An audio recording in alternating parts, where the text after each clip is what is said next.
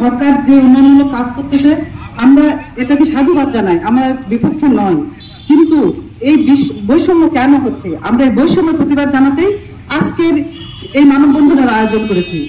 আমাদের এর আগে সরকার যে রাস্তা মাপ হয়েছিল এর বিগত দিনে, সেই মাপটা ছিল রাস্তার দুই পাশে মাপ ছিল, আমরা সেভাবে প্রস্তুত ছিলাম, আমাদের দোকান পাট সব কিছু যাচ্ছে, তবু আমরা মেনে নিয়েছি ঠিক আছে দেশের উন্নয়ন স্বার্থে, সেটার জন্য যদি আমাদের স্বার্থ একটুখানি হাসিল হয় আমরা সেটাতেও সাধুবাদ জানিয়েছি, আমরা সবকিছু ছেড়ে দেওয়ার জন্য প্রস্তুত ছিলাম।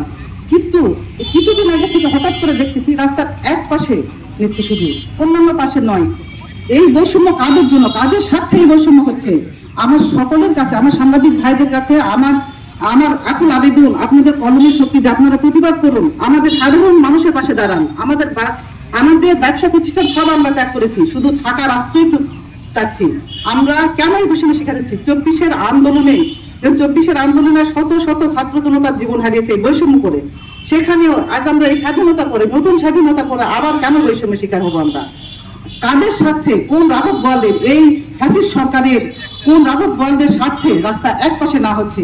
আমি শুধু এই কারণেই, আমি একটু মেয়ে মানুষ, আমার বয়স্ক বাবা চাচা সকলেই তাদের মাথা গোজার আশ্রয়টুকু হারাই ফেলতেছে। চিন্তা করিনি আমরা ব্যবসা প্রতিষ্ঠানের কথা, বাসস্থানের কথা আমরা চিন্তা করবো।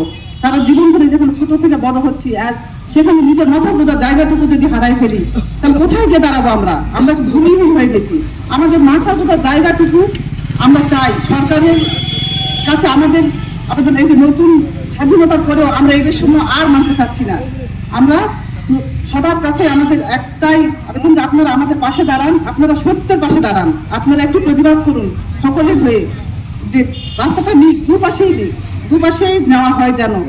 উন্নয়নের কাজ চলছে, আমরা এটাকে সাধুবাদ জানাই, কিন্তু কিছু কিছু বিষয়ে আমাদের দৃষ্টিতে এসেছে যে যেটা জনগণের দৃষ্টিতে একটু কটূক্তি, যেটা আমরা মনে করি বৈষম্যহীন বলে এই জিনিসটা মনে করছি, বৈষম্যের মধ্যে পড়ে যায়। তো এক সাইড হয়েছে, এক সাইড কম। এর আগেও আমরা একটা যখন গ্রুপ সরকারের সময় এরকম একটা অবস্থায় সৃষ্টি হয়েছিল, তখন একটা ছোট নকশা হয়েছিল দেখছি, তখন মোটামুটি সকলেরই আমরা একটু যান বাঁচানোর মতো আমাদের একটা পরিবেশ ছিল। এবার দেখতেছি যে এটার একটা অপোজিট একটা অংশগ্রহণ চলছে। তো এটা আমরা সেদিন আমরা ডিসি অফিসে আমরা গিয়েছিলাম, স্মারকলিপি দিলাম, আজকে মানববন্ধনের মাধ্যমে আমরা প্রতিবাদ জানাই। আমরা কেউরা মহকুমার মাধ্যমে প্রশাসনের কাছে এই বিষয়টাকে হস্তক্ষেপ করে পুরো বিবেচনা আনার জন্য আমরা দাবি জানাচ্ছি আমাদের এলাকা আকাশের পক্ষ থেকে। আপনারা এতে রাজি আছেন তো নাকি? ইনশাআল্লাহ।